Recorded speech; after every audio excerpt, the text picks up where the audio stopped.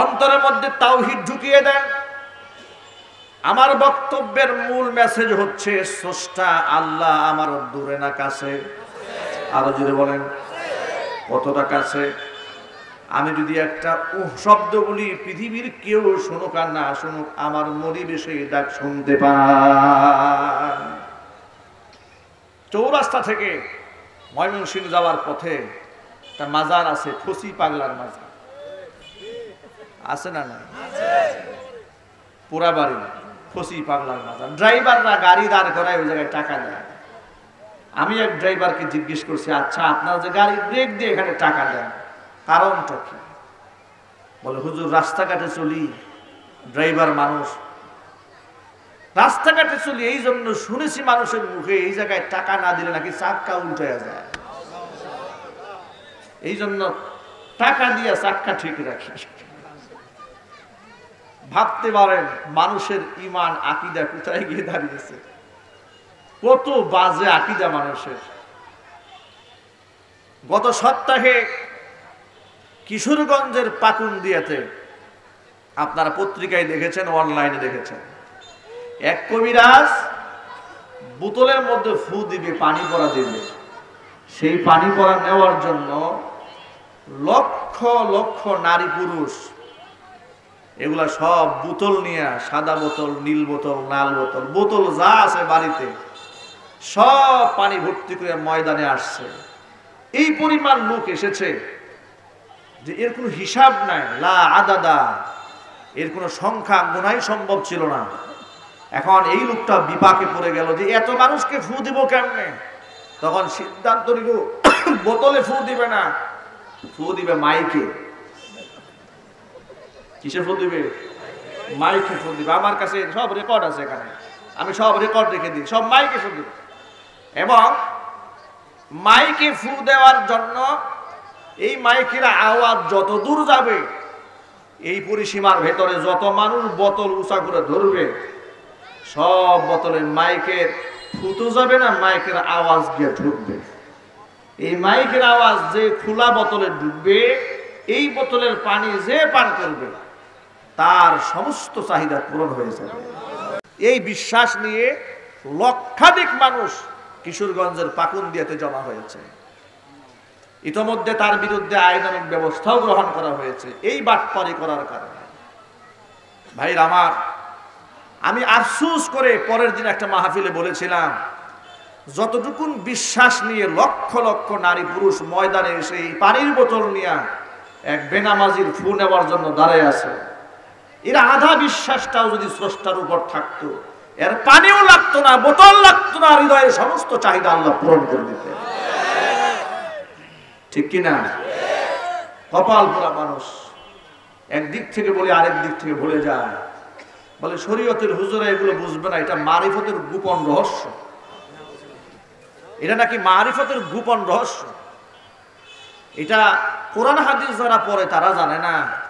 আমি বলি 16 বছর 20 বছর লেখাপড়া করে কোরআন হাদিস পড়ে মারিফতের গোপন রহস্য জানলো না, তুমি গাঞ্জা খাইতে খাইতে সব রহস্য জেনে ফেললা। কথা বলো না, ঠিক কিনা? কি আজীব তামাশায় জাতির সাথে চলছে।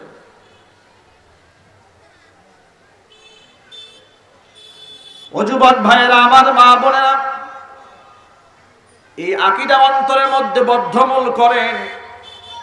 আল্লাহ নবী সাল্লাল্লাহু আলাইহি ওয়াসাল্লাম তার চাচাতো ভাই আব্দুল্লাহ ইবনে আব্বাস রাদিয়াল্লাহু তাআলা আনহুকে ডাক দিয়ে বলে, শোনো, আমি তোমাকে কিছু নসিহত শোনাই। এই নসিহতের মধ্যে এক নাম্বার নবী তার নসিহত করে বলছেন, ইদা সাআলতা ফাসআলিল্লাহ, যদি তোমার কিছু চাওয়ার প্রয়োজন হয় তুমি আল্লাহর কাছেই চাও। ওয়া ইদা ইসতাআনতা ফাসতাইন বিল্লাহ, প্রার্থনা আশ্রয় প্রার্থনা করো, সাহায্য প্রার্থনা করো যদি প্রয়োজন হয়, তাহলে তুমি আর কারো কাছে তুমি আশ্রয় প্রার্থনা সাহায্য প্রার্থনা করবে না, সাহায্য প্রার্থনা করবে একমাত্র কার কাছে? আল্লাহ পাকের কাছে। হুজুর বললেন, তামাম পৃথিবীর সমস্ত মানুষ মিলেও যদি তোমার ক্ষতি করতে চায়, আর আল্লাহ সুবহানাহু ওয়া তাআলা যদি তোমার কল্যাণ করতে চায়, গোটা দুনিয়ার সব মানুষ মিলেও তোমার ক্ষতি সাধন করতে পারবে না। আর আল্লাহ পাক যদি তোমার অকল্যাণ চান, গোটা জগতের সমস্ত মানুষ মিলেও তোমার কল্যাণ সাধন করতে পারবে না। এটা হচ্ছে আকীদা। এটা কি যদি বলেন? এটা আল্লাহর উপরে এই বিশ্বাসটা থাকতে হবে। এই বিশ্বাস কার উপর থাকতে হবে? আল্লাহ পাকের উপরে। মনে রাখতে হবে, যেখানে কেউ শুনতে পান না সেখানে কে শুনতে পান, যেখানে কেউ দেখতে পান না সেখানে কে দেখতে পান, যেখানে কেউ সাহায্য করতে পারেন না সেখানে কে সাহায্য করতে পারেন। আত-তারগীব ওয়াত তারহিব কিতাবের ইখলাস অধ্যায়ের প্রথম হাদিস, আল্লাহর নবী সাল্লাল্লাহু আলাইহি ওয়াসাল্লাম বলেন, ইনতালাকা সালাসাতু নাফারিন মিম্মান কানা ক্বাবলাকুম হাত্তা আওয়াহুমুল মাবিতু ইলা দারিন। আল্লাহর নবী সাল্লাল্লাহু আলাইহি ওয়াসাল্লাম লম্বা একটা কাহিনী সাহাবায়ে কেরামদেরকে শোনালেন। ও সাহাবীরা শোনাও, তোমরা পৃথিবীতে আগমন করার পূর্বে তিনজন ব্যক্তি দূর সফরে ঘর থেকে বের হয়েছিল। চলার পথে চলতে চলতে সন্ধ্যা যখন ঘনায় এলো, হঠাৎ করে আকাশ মানে তাকায় দেখে বিদ্যুৎ চমকাছে, মেঘ দেখা দিয়েছে আকাশে, ঝড়ের পূর্বাভাস লক্ষ্য করা যাচ্ছে। তারা চিন্তা ভাবনা করলাম, রাতের বেলায় সফর করা নিরাপদ হবে না, কোনো মতে রাতটা যদি পাহাড়ের গুহার মধ্যে কাটিয়ে দিতে পারতাম তাহলে সকালবেলা নিরাপদে এখান থেকে বের হয়ে যেতাম। পরামর্শ করে পাহাড়ের গুহার ভিতরে তিনজন ব্যক্তি আশ্রয় গ্রহণ করেছে। রাতের বেলায় জলোচ্ছ্বাস হয়েছে, ঘূর্ণিঝড় হয়েছে, বড় একটা পাথরের খণ্ড পাহাড়ের উপর থেকে গড়াতে গড়াতে এসে যে গুহার মধ্যে তিনজনে আশ্রয় গ্রহণ করেছে ওই গুহার মুখের মধ্যে এসে আটকায়া গেছে। তিনজন ব্যক্তি আটকা পড়ে গেল পাহাড়ের গুহার ভেতরে। আমার বন্ধুগণ, এবার আসল কথা লক্ষ্য করেন, হাজার হাজার বছর আগে পাহাড়ের গুহার মধ্যে বন্দী মানুষগুলোর ঈমানটা লক্ষ্য করেন। তখন তো মোবাইল ফোন ছিল না, নেটওয়ার্ক ছিল না, ফোন দিয়ে বাড়ির মানুষকে জানাই দিবে অমুক পাহাড়ের গুহায় আমরা আশ্রয় নিয়েছি, আমরা বন্দী হয়ে গেছি, আমাদের উদ্ধার করো। তারা ভাবলেন এই জায়গার মধ্যে যদি আমরা হাড্ডি সার হয়ে যায়, মরে গলে পচে যদি আমরা জমিনের সাথে মিশেও যায়, পৃথিবীর কেউ জানবেও না, টেরও পাবে না, অবগত হতে পারবে না। কিন্তু এতটুকু বিশ্বাস মনিব আল্লাহর উপর তাদের ছিল। তারা এতটুকু বিশ্বাস রেখেছিলেন, যেখানে কেউ দেখতে পান না সেখানে তো আল্লাহ দেখতে পান, যেখানে কেউ সাহায্য করতে পারেন না সেখানে আল্লাহ সাহায্য করতে পারেন। আজকে যদি আমরা প্রত্যেকে আমাদের জীবনের সর্বশ্রেষ্ঠ ইবাদতের বিনিময়ে আল্লাহর কাছে এই বিপদ থেকে পানাহা চাই, অবশ্যই আমাদের মনিব আমাদেরকে বিপদ থেকে উদ্ধার করে দেবে। প্রথম ব্যক্তি আল্লাহর কাছে হাত উত্তোলন করে বলছে, রব্বুল আলামিন, আমার একটা আমলের নিজাম আছে। নিজামটা হলো আমি খেত খামারে কাজ করি, রাতের বেলায় যখন বাড়ি ফিরে আসি আমার মায়ের মুখে খানা তুলে না দিয়ে নিজেও কখনো খাই না, সন্তানদেরকেও খাওয়াই না, স্ত্রীকেও খাবার খেতে দেই না। এটাই ছিল আমার আমলের নিজাম। হঠাৎ কোনো এক রাত্রি আমার বাড়ি ফিরতে অনেক দেরি হয়ে গেল। বাড়িতে এসে দেখি আমার বৃদ্ধা মা ক্ষুধায় কষ্ট পেতে পেতে ঘুমায় গেছে, কিন্তু আমার শিশু সন্তানরা তারা ঘুমায় না, তারা এখনো জেগে আছে। বাড়িতে যাওয়ার পরে সন্তানেরা আমার কাছে আবেদন করলো, আব্বাজান সব সময় তো আপনি দাদি জানকে খাবার দেন, আমাদেরকে আগে খাবার খাওয়ান না। তিনি যেহেতু আজকে ঘুমিয়ে গেছেন, তো এই সুযোগে আপনি আমাদেরকে খাবার দেন, আমাদের ক্ষুধায় দারুণ কষ্ট হচ্ছে। সন্তানরা আমার পায়ের কাছে এসে পা ধরে কান্না করেছে, আমি আমার সন্তানদের মুখে খাবার দেই নাই। আমি আমার মায়ের কথা মনে পড়েছি, আমি আমার মায়ের কথা স্মরণ করেছি। আমার মা ক্ষুধার যন্ত্রণায় কষ্ট পেতে পেতে মা শুয়ে গেছে, মায়ের মুখে খানা দিতে পারলাম না। যে খাবার আমি আমার মায়ের মুখে দিতে পারিনি সেই খানা আমি আমার সন্তান আমার স্ত্রীর মুখে তুলে দিতে পারি না। সারা রাত সেই খাবার নিয়ে মায়ের সামনে দাঁড়িয়েছিলাম। সকালবেলা মায়ের ঘুম ভেঙেছে, মায়ের মুখে খাবার তুলে দিয়েছি, এরপরে ক্ষুধার্ত সন্তানদের মুখে খাবার দিয়েছি। রব্বুল আলামিন, এই কাজটা আমি কার জন্য করেছি, আমলটা কার জন্য করেছি? যদি একমাত্র তোমার খুশির জন্য কাজটা করে থাকি, মেহেরবানি করে আজকের বিপদ থেকে আল্লাহ তুমি আমাদেরকে বাঁচিয়ে দাও।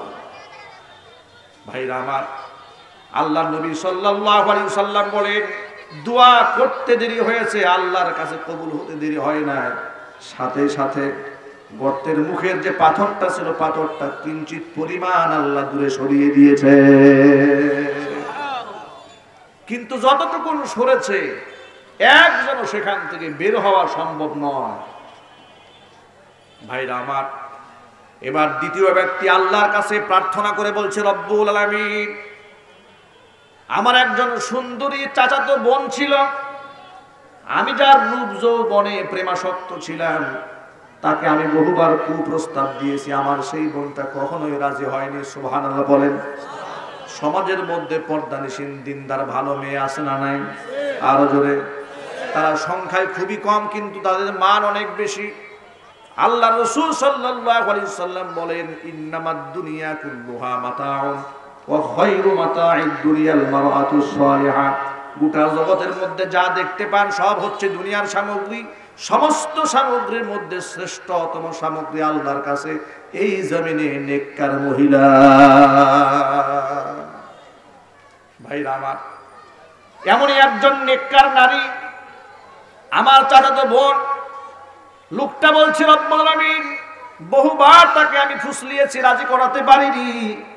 কিছুদিন পরে এলাকার মধ্যে দুর্ভিক্ষ দেখা দিল, চতুর্দিকে হাহাকার লাগলো। মানুষের পেটে খাবার নাই, পকেটে টাকা নাই, ক্ষেত খামারে ফসল নাই, দুর্ভিক্ষ চতুর্দিকে সাইলাব। কিন্তু আমি ধনী মানুষ, আমার ঘরে তখন খাবারের কোনো অভাব নাই। আমার সেই বোনটা বাধ্য হয়ে জীবন বাঁচাবার তাগিদে আমার কাছে এসে হাত বাড়াইলো, ভাইজান, পরিবার পরিজন নিয়ে বড় কষ্টে আছে, যদি আপনি একটু সাহায্য করতেন জীবনটা আমাদের বেঁচে যেত। আমি এটাকে সুবর্ণ সুযোগ মনে করলাম, গোল্ডেন চান্স মনে করলাম। তাকে বললাম অবশ্যই সাহায্য করব, কিন্তু বিগত দিনগুলোতে যে প্রস্তাব দিয়েছি রাজি হওয়া নাই। প্রস্তাবে রাজি হয়ে গেলে যা চাবে তাই পাবে। আমার সেই বোনটা বাধ্য হয়ে জীবন বাঁচাবার তাগিদে পরিবারের সদস্যদের মুখে খাবার তুলে দেওয়ার স্বার্থে আমার প্রস্তাবে রাজি হয়ে গেল। আমি তাকে 100 স্বর্ণ মুদ্রা দিয়ে দিলাম, 100 দিরহাম দিনার দিলাম। এরপরে আমি যখন সুনির্ধারিত দিনে তার কাছে গেলাম, কোন বর্ণনার মধ্যে এসেছে আমি যখন তার সামনে গিয়ে বসলাম, আবার কোন বর্ণনার মধ্যে এসে আমি যখন তাকে স্পর্শ করতে গেলাম, এমন সময় আমার সেই বোনটা আমাকে ডাক দিল, ভাইজান, আল্লাহ রাব্বুল আলামিন বিবাহ বহির্ভূত অবৈধ সঙ্গমকে হারাম করে দিয়েছেন। ওই হারামের মধ্যে তুমি হাত ঢুকাইও না, জাহান্নামের আগুনকে ভয় করো। রব্বুল আলামিন এই কথাটা বলা মাত্র আমি মাথাটা নত করে সেখান থেকে বের হয়ে এলাম। আমি যে টাকা দিয়েছিলাম সেটাও ফিরিয়ে নিলাম না। গোটা পৃথিবীতে কেউ জানে না, একমাত্র তুমি এই ঘটনা জানো। কেন সেদিন বের হয়ে আসলাম, কার জন্য বের হলাম? রব্বুল আলামিন একমাত্র তোমার জন্য যদি এই কাজটা আমি করে থাকি, মেহেরবানি করে আজকের বিপদ থেকে আল্লাহ বাঁচাও। আল্লাহর নবী বলেন, দোয়া মঞ্জুর হয়ে গেল। সাথে সাথে আল্লাহ রাব্বুল আলামিন গর্তের মুখে আটকে পড়া সেই পাথরটাকে কিঞ্চিত পরিমাণ আরেকটু দূরে সরিয়ে দিলেন। কিন্তু যতটুকু সরানো হয়েছে, একজনও বের হওয়া সম্ভব নয়, বাকি আছে আরো একজন। তৃতীয় ব্যক্তি আল্লাহর কাছে হাত উত্তোলন করে বলছে, রব্বুল আলামিন, আমার বাড়িতে বহু লোক কাজ করেছে, ক্ষেত খামারে দিন মজুররা কাজ করেছে, তাদেরকে পারিশ্রমিক দিয়ে বিদায় করে দিয়েছি। কিন্তু একবার এমন এক ঘটনা ঘটলো, বেশ কিছু মানুষ আমার বাড়িতে কাজ করলো, সবাইকে পারিশ্রমিক দিয়ে বিদায় করে দিলাম। কিন্তু একজন ব্যক্তি আমার কাছে পারিশ্রমিক না নিয়েই চলে গেল। গরিবের টাকা, দিন মজুরের টাকা, এটা নিয়ে আমি পেরেশান হয়ে গেলাম। সুবহানাল্লাহ। ভাইরা আমার, ভেবেছেন একটু, দিন মজুর কাজ করেছে, পারিশ্রমিক নেয় নাই, সেই টাকা নিয়ে বান্দা পেরেশান হয়ে গেছে। গরিবের টাকা, মানুষের হক যদি নষ্ট করি, কিয়ামতের মাঠে কি জবাব দিব আল্লাহ পাকের কাছে? ইমানদারের এই চেতনা, আজকালকার ইমানদারের এই চেতনা আছে? যদি বলেন না আপনারা, আজকালকার ইমানদারের এই চেতনা আছে না? ইমানদারের এই চেতনা নাই। কিভাবে অন্যের জমি দখল করে অন্যের পেটে লাথি মেরে মালামাল হওয়া যায়, এই স্বপ্ন বিভোর হয়ে আছে মুসলমান মুমিন, ঠিক কিনা? আল্লাহ পাক হিদায়াত দান করুন, আল্লাহুম্মা আমিন। এখানে কি আযান হবে? প্যান্ডেল আযান হবে? জি, প্যান্ডেল আযান হবে। জি, আযান হবে না? এখনই হবে না, পরে 5 মিনিট চলে।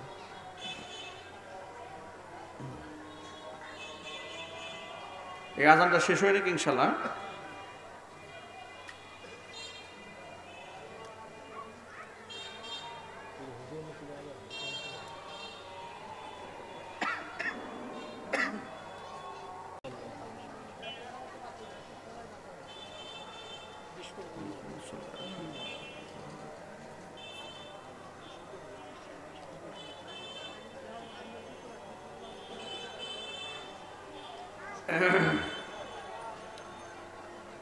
বন্ধুগণ, যে কথা বলতে চাচ্ছিলাম, তো তৃতীয় ব্যক্তি আল্লাহ পাকের কাছে দোয়া করে বলছে, রব্বুল আলামিন, সমস্ত মানুষগুলো আমার কাছ থেকে দিন মজুরের টাকা নিয়ে চলে গেল, একজন ব্যক্তি তার পাওনা টাকা না নিয়েই চলে গেছে। আমি সেই টাকা নিয়ে বড় পেরেশান হলাম। অন্যের টাকা, গরিবের টাকা, দিন মজুরের টাকা, আমি এই টাকা নিয়ে কি করবো? আমি অনেক খোঁজাখুঁজি করে তাকে না পেয়ে তখন এই টাকা দিয়া ওই লোকের নামে আমি ছাগল কিনলাম। সেই ছাগল থেকে বাচ্চা হলো, আবার এটা এক সময় অনেকগুলো হওয়ার পরে আমি ওই টাকা দিয়েই, তার টাকা দিয়েই আমি ব্যক্তির নামে একটা গাভী কিনলাম, গাভীর বাচ্চা হলো, আবার বেশ কিছু অ্যাসেট হলো, তার নামে আমি আরো কিছু সম্পদ বাড়িয়ে ফেললাম। এভাবে তার নামে আমি অনেক ছাগল, ভেড়া, বকরি, দুম্বা, অনেক একটা মেষের পাল করে ফেললাম ওই ব্যক্তির নামে। অনেক দিন পরে এই লোকটা আমার বাড়িতে ফিরে এসে বলছে, ভাইজান, আমি আপনার বাড়িতে কাজ করেছিলাম, আপনার কাছে আমার কিছু পাওনা টাকা আছে, যদি সেই টাকাটা আপনি আমাকে দিয়ে দিতেন। তখন আমি তাকে বললাম, এই যে চারণভূমির মধ্যে দেখা যাচ্ছে যত ভেড়া, বকরি, দুম্বা, এ সব হচ্ছে তোমার পারিশ্রমিক, সব নিয়ে চলে যাও। এ কথা বলাতে লোকটা আমাকে দেখে বলছে, আতাস্তাহজিউবি, আপনি আমাকে নিয়ে উপহাস করছেন, ঠাট্টা করছেন আমার সাথে, গরিব মানুষ বলে? আমার তো সামান্য কিছু টাকা, এ তো অনেক সম্পদ। লোকটা বলে, রব্বুল আলামিন, আমি তখন তাকে বললাম, তোমার সেই সামান্য টাকাগুলাকে আমি আজকে জড়ো করে করে অসামান্য বানিয়ে দিয়েছি। এই টাকার মধ্যে আমার কোনো হক নাই, সম্পদের মধ্যে আমার কোনো হক নাই, সব তোমার নিয়ে যাও। লোকটা সব নিয়ে বাড়ি চলে গেল। রব্বুল আলামিন, এই যে আমি ওই ব্যক্তির জন্য এই কাজটা করেছি, এটা কার খুশির জন্য করেছি, আমি কার জন্য করেছি? যদি একমাত্র তোমাকে খুশি করার জন্য কাজটা আমি করে থাকি, মেহেরবানি করে আজকের বিপদ থেকে আল্লাহ তুমি আমাদেরকে বাঁচিয়ে দাও। বিশ্বনবী বলেন, দোয়া মঞ্জুর হয়ে গেল। তৃতীয় ব্যক্তির দোয়া করা মাত্র আল্লাহ রাব্বুল আমিন গর্তের মুখ থেকে বিরাট আকারে সেই পাথরটা সম্পূর্ণ সরাই দিয়া তিনজনের জন্য বের হওয়ার রাস্তা আল্লাহ উন্মুক্ত করে দিলেন। ভাইরা আমার, আমি এই কিচ্ছা থেকে, কাহিনী থেকে কি ঘটনা বুঝাতে চাইলাম আপনাদেরকে? বুঝাতে চাইলাম, যেখানে কেউ সাহায্য করতে পারেন না সেখানে কে সাহায্য করতে পারেন? যেখানে কেউ দেখতে পান না সেখানে কে দেখতে পান? যেখানে কেউ শুনতে পান না সেখানে কে শুনতে পান? তাহলে এবার আমার প্রশ্নের জবাব দিয়ে বলেন, আল্লাহ কি দূরে না কাছে? আরো জোরে, কতটা কাছাকাছি? আল্লাহ পাক আমার ঘাড়ের শাহরগের চাইতেও নিকটবর্তী। অতএব ভালো মন্দের ফয়সালা যেহেতু আল্লাহর তরফ থেকেই হয়, অন্তরের মধ্যে এই বিশ্বাস নিয়ে ফেলতে হবে যে আমার সমস্ত চাওয়া পাওয়া হবে একমাত্র আল্লাহরই কাছে। কার কাছে জুড়ে বলেন? আল্লাহ পাকের কাছে আমার চাওয়া পাওয়া হবে, আমার মান্যতটা হবে আল্লাহর নামে। কার নামে? আল্লাহর নামে। এই যে শীতের দিন শুরু হয়েছে, দেশের বিভিন্ন অঞ্চলে উরসের মেলা শুরু হয়ে যাবে, দেখবেন ঢাক ঢোল বাজাতে বাজাতে হারমোনিয়াম আর ঢোল তবলা বাজাতে বাজাতে পীরের বাড়িতে, বাবার বাড়িতে মানুষের দৌড় শুরু হয়ে যাবে, ঠিক কিনা? গাজীপুর থেকে বাস ভরে ভরে, ট্রাক ভরে ভরে চট্টগ্রামের উদ্দেশ্যে, ফরিদপুরের উদ্দেশ্যে, সিলেটের উদ্দেশ্যে মানুষ যায় কিনা জোরে বলেন? যায় কিনা? আবার লেখা থাকে বিশ্ব উরস শরীফ। কি উরস শরীফ? এটা বিশ্ব উরস, এটা ছোটখাটো উরস না। আমি গত 15-20 দিন আগে হবে চান্দিনা, কুমিল্লার চান্দিনা, আমার মাহফিল আছে কুমিল্লার লাকসামের দিকে যাচ্ছি। কুমিল্লার চান্দিনাতে হাইওয়ে মেইন রোডের উপরে বড় একটা সাইনবোর্ড, সেখানে লেখা আছে বিশ্ব পাগলের মেলা। এটা অনেক বড় করে হাইলাইট করা, বিশ্ব পাগলের মেলা। এরপর নিচে ছোট ছোট করে লেখা আছে, আমি দাঁড়ায় দেখলাম যে এখানে কি লেখা আছে। এখানে লেখা আছে নবীর সমস্ত পাগলা আশিকদের মেলা। এরপরে এলাকার ব্যক্তির কাছে তথ্য দিলাম যে ভাই, এই যে পাগলা আশিকের মেলা, এই মেলার কিছু কারগুজারি আমাদেরকে একটু শোনান তো, এই মেলায় কি কি হয়। বলে হুজুর সেই কথা আর বলবেন না, এই মেলার মধ্যে যে 1 নম্বরের ভণ্ড, সে হেলিকপ্টার দিয়ে গাঞ্জার বস্তা নিয়ে আসে। কারণ তো পাগলের মেলা। কই সেখানে বসে বসে নারী পুরুষ সমানে গাঁজা টানতেছে, কলকি নিয়ে প্রকাশ্যে গাঁজা খাচ্ছে, এই হচ্ছে পাগলের মেলা। এরা নাকি রাসূলের আশিক। আর চিল্লাই করে নাউজুবিল্লাহ, এরা রাসূলের আশিক। এরা যদি রাসূলের আশিক হয় তাহলে রাসূলের দুশমন কারা? এরা যদি ইসলামের মধ্যে শান্তি কায়েম করে তাহলে ইসলামের মধ্যে অশান্তির শকুন কারা? কথা বলেন ঠিক কিনা?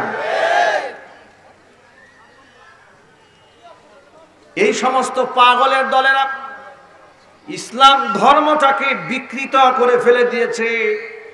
আবার যখন আপনি এদেরকে বোঝাতে যাবেন তখন তারা এমন ডোজ এদের মুরিদদেরকে খাইয়ে দিয়েছে, এরা বলবে শরীয়তের হুজুরদের সাথে তর্ক করবা না, তোমরা মারেফতের জগতে এত উপরে চলে গেছো, এই হুজুররা তোমাদের লাখ খুঁজে পায় না, তোমরা অনেক উপরে বসবাস করতেছো, তোমরা আরশে বসে বসে বিড়ি টানতেছো। এরা কি আরশের খবর রাখে? এরা তো মসজিদে নামাজ পড়তে যায়, এরা এত কিছু বুঝে না, সব আমরা বুঝি, আমরা দয়াল বাবারা বুঝি। নাউজুবিল্লাহি মিন যালিক। এভাবে বলে বলে এরা মানুষদেরকে গুমরা বানায় দেয়। মানে 30 পারা কোরআন, এই 33,000 কালাম হচ্ছে জাহিরি, 60,000 বাতিনি। এই বাতিনির খবর তো শরীয়তের হুজুরদের কাছে নাই, এসব বাবাদের কাছে আছে। আমি আপনাদের সকলের কাছে বিনয়ের সাথে জিজ্ঞেস করছি, জানতে চাচ্ছি, আপনারা বলুন তো 30 পারা কোরআন বাদ দিয়া কি আরো কিছু আছে? আরো জোরে। যদি কেউ বলে এই 30 পারা কোরআন কমপ্লিট না, আরো কিছু আয়াত আছে, এগুলা গোপন আছে, এগুলা শরীয়তের হুজুররা জানে না, এটা বিশ্বাস করলে কি তার ঈমান থাকবে? আর চিল্লায় বলে, কারণ রাসূল পাক সাল্লাল্লাহু আলাইহি সাল্লামকে আল্লাহ বলেছেন, হে রাসূল বাল্লিগ মা উনজিলা ইলাইকা মির রাব্বি, আপনার রব আমি আল্লাহর পক্ষ থেকে যা অবতীর্ণ হয় এটা আপনি পৌঁছে দেন। ওয়া ইল্লাম তাফআল, যদি আপনি এই কাজটা না করেন, ফামা বাল্লাগতা রিসালাতাহু, তাহলে তো আপনার রিসালাতটাই পূর্ণই হলো না, আপনি দায়িত্বই পূর্ণ করলেন না। আপনারা বলুন তো আমার নবীর দায়িত্ব পূর্ণ হয়েছে না হয়নি? এতে কোনো সন্দেহ আছে? এখন কেউ যদি বলে নবীজি কিছু গোপন রেখেছেন, তাহলে এই আয়াতকে অস্বীকার করা হয়, ঠিক কিনা? যদি বলে কিছু গোপন রেখেছেন নবী, তাহলে এই আয়াতকে অস্বীকার করে। আরেকটা কথা হচ্ছে, গোপনে যদি থেকে থাকে তাহলে আলেমরা জানলো না, গাঞ্জাখুরে জানলো কেমনে? গোপন তো জানার কথা না, গোপন হচ্ছে গোপন ভেদ, তাত্ত্বিক বিষয়। তো তাত্ত্বিক বিষয় গাঞ্জাখুরে জানলো কেমন? এসব হচ্ছে ধোঁকাবাজি, সব হচ্ছে প্রতারণা। এগুলা বলে বলে মানুষদেরকে জাহান্নামের দিকে নিয়ে যাচ্ছে। কথা বলো ঠিক কিনা? এই জন্য আমি আর কথা লম্বা করতে চাই না। আমি আমার গোটা আলোচনার মূল মেসেজ এটাই দিতে চাই, আমার স্রষ্টা আমার দূরে না কাছে? আরো জোরে বলুন। এই জন্য আমি সবকিছু বলবো কার কাছে? আল্লাহ পাক যেন আমাদেরকে আমল করার তৌফিক দান করেন। আল্লাহ পাক যেন শিরিক মুক্ত বেদাত মুক্ত আমল করার তৌফিক আমাদেরকে নসিব করেন সকলে জীবন আল্লাহুম্মা আমিন ওয়া আখিরু দাওয়ানা আনিল হামদুলিল্লাহি রাব্বিল আলামিন। আসসালামু আলাইকুম ওয়া রাহমাতুল্লাহি ওয়া বারাকাতুহু।